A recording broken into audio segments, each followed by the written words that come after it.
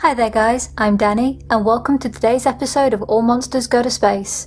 Today I'm going to be talking about vampires and zombies and how they're more alike than we may realise. I have covered the various zombie legends throughout the world in a previous video, so starting off with a very basic piece. They both feed off the living, and I know what you're thinking. One feeds off flesh and the other on blood, but this is not necessarily true.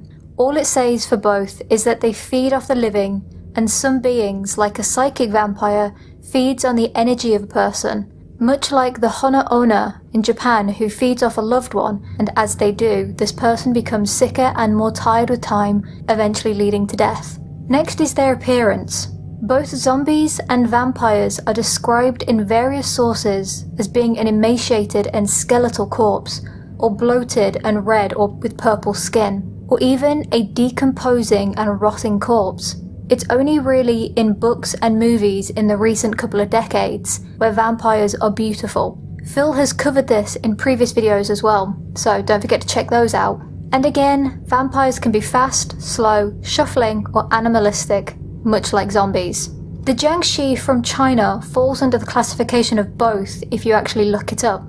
They tend to wear their funeral robes and are stiff, so they have to hop around. The Pontianak from Indonesia feeds to sustain itself. Also the Strigoi from Romania and the Revenant are all beings that can be found under both the title of vampire and zombie. Even the German Naxxraer feeds on the life force of a living being. And even their burials are similar for both of these creatures. Most bodies are buried upside down, staked or tied into their coffins, and or buried with a heavy item on top. And the ways of dispatching both vampires and zombies are also similar, if not the same. Some say there is no way to truly kill them and only doing enough to help you escape, like throwing rice or beans, or putting a coin in their mouth and just scarpering. Other ways, it is said, is that both can be killed in burning, decapitation, or staking them back into their coffins. How they're created has been known to be similar too. For zombies, there is the added curse reason, but predominantly vampires and zombies were believed to be created by being a victim of an accidental death or violent death, suicide, or having a malevolent spirit enter the corpse just after death.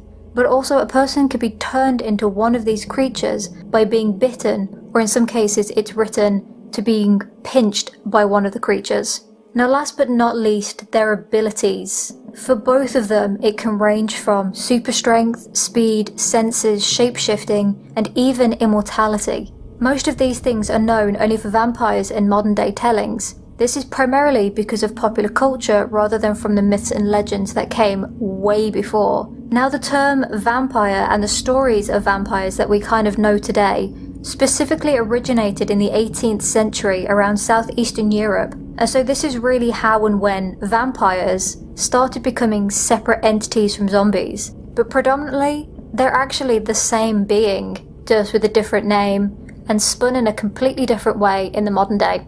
So thank you for watching this video, I hope you enjoyed it.